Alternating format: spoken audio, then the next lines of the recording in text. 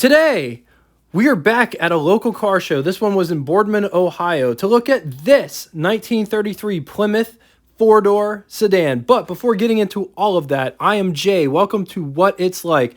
This channel, we cover the classics, vintage, some exotics, lots of orphan cars, and cars that are off the beaten path. If that sounds of interest to you, subscribe, hit the bell icon to never miss a video. Real quick, a couple things. For those that don't know, there is a Name That Tune at the end of each episode. I say that because a lot of people don't make it to the end of the episode.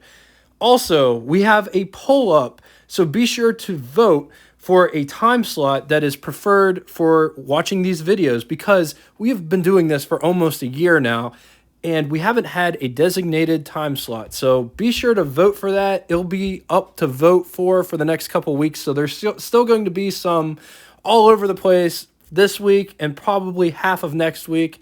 Just telling you that it's there. If you'd like to get in touch with me, two ways are the best ways. Leave a comment in the comment section below. I read and answer all comments posted. The other way is we made a Facebook page that correlates with this YouTube channel. There's no obligation to join, just simply saying that it's there. It's a thing. If you want to check it out, all of that information will be in a link in the description below. Let's talk 1933 Plymouth. 1933 Plymouth offered three wheelbase options. The PC models, they rode a 107-inch wheelbase.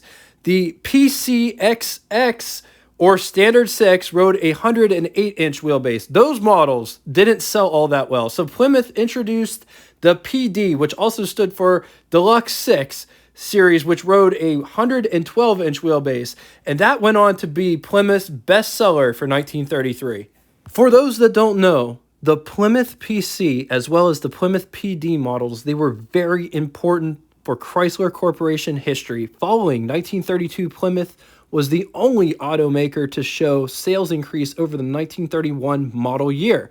Walter Chrysler decided to spend a ton of money, $9 million in tooling costs. I tried to calculate that in my calculator, and it's like, wow, that's a lot of zeros. I've never seen that many zeros in my life before. Anyway, they spent the $9 million on tooling costs to replace the four-cylinder in the PB models. Plymouth had some really weird model names. Just saying that, just putting it out there. So anyway, they're replacing the four-cylinder in the PB model. The new Plymouth would sport a six-cylinder instead of a four-cylinder, and this move improved Chrysler sales, which put Chrysler in second place and bumped Ford to third for the first time in history.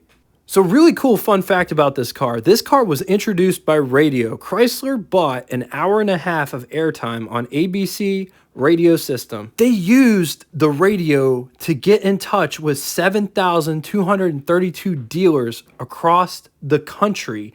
And they used the time slot between 1 p.m. and 3:30 p.m. They also took out ads in various media sources back in the day, such as newspapers, magazines, apologizing for the inconvenience to regular broadcasts. 1933 Plymouth could be had as a chassis, convertible coupe, rumble seat coupe, business coupe, two-door sedan, or four-door sedan. Let's talk specs.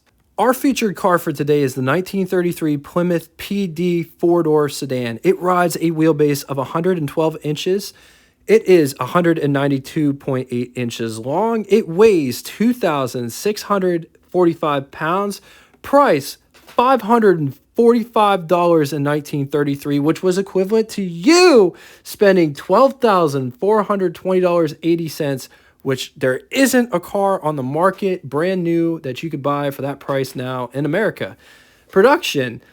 The total production for Plymouth in 1933 was 298,557 units, of which the four-door sedan variety, they produced 88,404 units.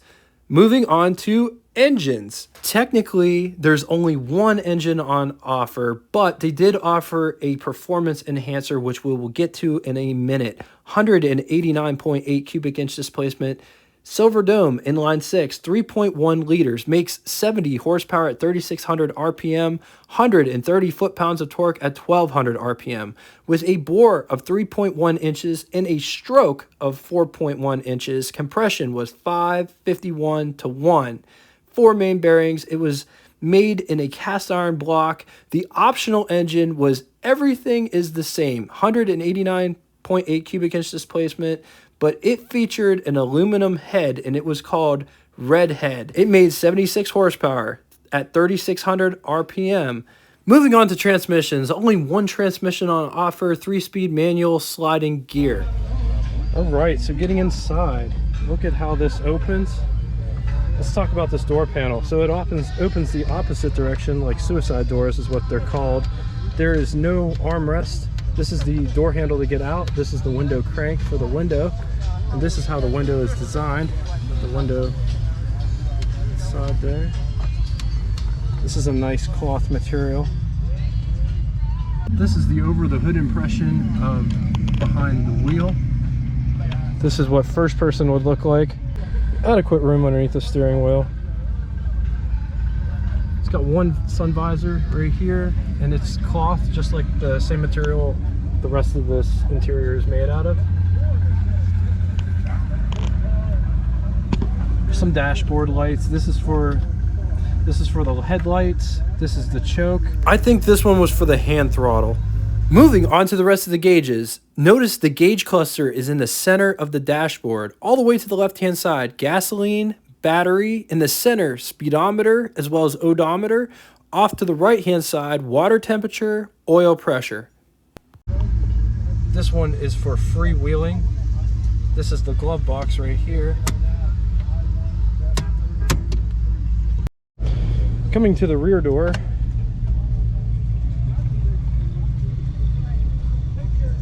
has nice pockets inside the doors here. Nice door handle there, and the window crank. Yep, window crank, and then the back window's got those little toggles there that crank down the back windows. Nice. So you can see all of these windows in this car go down except for the very rear window. The rear window, yeah. And there's a nice armrest back here. It's almost like sitting on a Victorian style couch in the back. Got the thing there that flips up for your feet. I guess if you're shorter, you can flip it. It flips back and you can rest your feet on it. And lots of room back there. Yeah. Just wanted to show real quick. So the window goes all the way down in the front. It stops right there in the center. And then in the back, it goes down the least amount of space, but it's awesome. The way the fenders are, they can only go down so far, so that's why they made them stop where they did. But even the fact they go down at all is cool. I know some cars had the back window would go down too, but this doesn't have that feature. Yeah.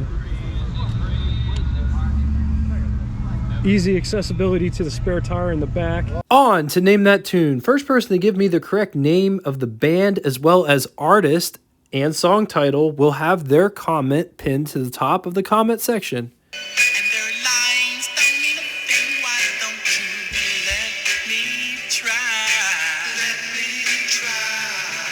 On to the pros and cons section. I generally get all of the pros and cons from a book that I've had since childhood. It was called The Complete Book of Collectible Cars, Blue Chip Auto Investments, 70 Years from 1930 to 2000 by Richard M. Langworth and the Auto Editors of Consumer Guide.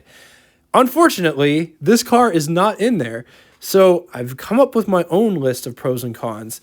On the positive side, just look at those lines. Look at how gorgeous this car looks. It's different than a Model A.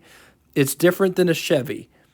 I love the fact that you can put all of the windows down and you could get this on the cheap. This is a classic car that you could buy relatively cheap, and the windshield cranks out. On the cons, it doesn't have an exterior trunk. You have to, whatever you can put inside is what you can carry. The owner said that it's a little bit slow. He said he goes 50 miles an hour with it. He said he might be able to go 60, but that's really pushing it.